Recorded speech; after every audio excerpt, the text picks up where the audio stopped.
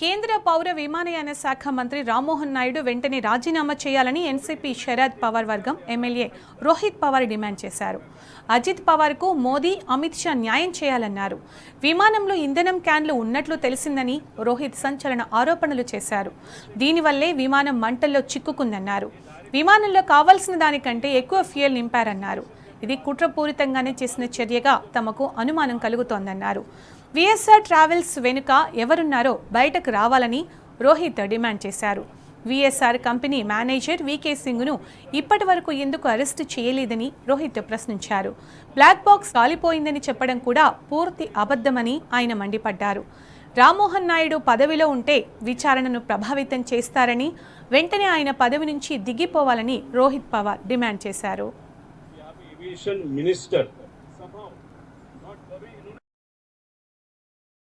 मतलब अजीत काका का जब एक्सीडेंट हुआ था उसी दिन मंत्री जो है हमारे देश के, उन्होंने एविएशन मिनिस्टर, उन्होंने क्या स्टेटमेंट दिया था कि no safety concern with Learjet aircraft VSR ventures. ये डायरेक्ट उनका स्टेटमेंट था. मतलब यहाँ पे हम इन्वेस्टिगेशन करके बात कर रहे हैं, या हमारे पे टीका जब होती तो बोलते आप थोड़ा इन्वेस्टिगेशन रिपोर्ट आने दो फिर बात करो. लेकिन यहाँ पे डायरेक्ट एविएशन मिनिस्टर से वहां पे कहा था कि यहाँ पे कुछ प्रॉब्लम नहीं है, वो वहां पे शायद कुछ नो मेजर सेफ्टी कंसर्न्स ऐसे उन्होंने वहां पे डायरेक्टली कहा. ऐसा क्यों कहा? क्योंकि एक क्वेश्चन हम सबको वहां पे लगता है. देखो, वीएसआर कंपनी से कोई लेना देना नहीं. जब मैंने यहाँ पे बंबई में कि यहाँ पे aviation minister somehow not directly but through his party's leadership is involved with VSR, तब उन्होंने वहां पे वीएसआर कंपनी से कोई लेना देना नहीं, सूत्र के माध्यम से उन्होंने बताया था. ये सूत्र कौन है वो देखने की जरूरत है. फिर हम डिटेल में वहां पे जाने के बाद आगे लो. अभी देखो, दूसरी बात है लेगेसी 650 हैदराबाद, बहुत मॉडर्न एयरक्राफ्ट है, 160 करोड़ का है. अभी इसकी डिटेल्स भी हमारे पास आया. अभी दुबई में उसका रजिस्ट्रेशन है, उसकी डिटेल्स हम देंगे वो किसका है वगैरह. लेकिन हम इतना डिटेल में नहीं जाना चाहते. जिसका भी है उसको कहना इतना ही है, आप कैसे खरीदा, किधर से पैसा लाया, किसके नाम पे, कुछ लेना देना नहीं हमको.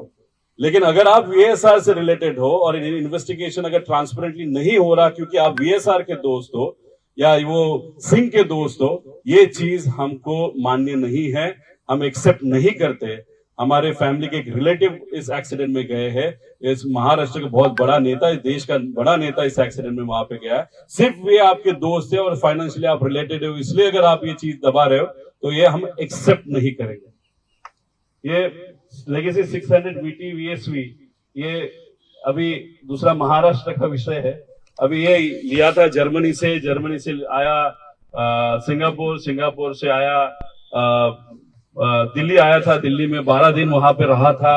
फिर ये 25 दिसंबर 2025 को मुंबई में लैंड हुआ था. उसी दिन या दूसरे दिन जिस व्यक्ति ने इसके सामने नारियल फोड़ा उनको मुझे कहना है, और जिस व्यक्ति का उसको फोन आया था उनको मुझे कहना है कि अजीत दादा आपके दोस्त रहे हैं, आप उनके साथ काम करे हो, तो अगर इस इन्वेस्टिगेशन में वीएसआर की बाजू आप में से कोई भी वहां पे ले रहा है तो मुझे लगता है वो चीज अच्छी नहीं होगी. नॉट फॉर अजीत दादा, नॉट फॉर द इन्वेस्टिगेशन, और लोगों की जो इच्छा है उस इच्छे के लिए भी ये चीज अच्छी नहीं है. इसलिए फाइनेंशियल फ्रेंडशिप से लेकर ज्यादा मुझे लगता है कि आपकी जो पॉलिटिकल फ्रेंडशिप थी या व्यक्तिगत फ्रेंडशिप थी उसको ज्यादा इंपॉर्टेंस देने की जरूरत है. ये ज्यादा डिटेल में मैं वहां पे नहीं जाऊंगा. इसके सब डिटेल्स है, कल कहाँ से वो फ्लाई किया, परसों कहाँ से फ्लाई किया. लेकिन इस पे सिर्फ मेरा कहना है कि आप प्लीज वीएसआर की बाजू मत लो, दादा की बाजू, अजीत काका की बाजू वहां पे लो. इतनी बिनती, आप बहुत पावरफुल हो वो हम जानते हैं, लेकिन फिर भी इस विषय में आप प्लीज सिर्फ दादा की बाजू लो, ऐसे हम सबका पर्सनल कहना है. आगे तो अभी इन्होंने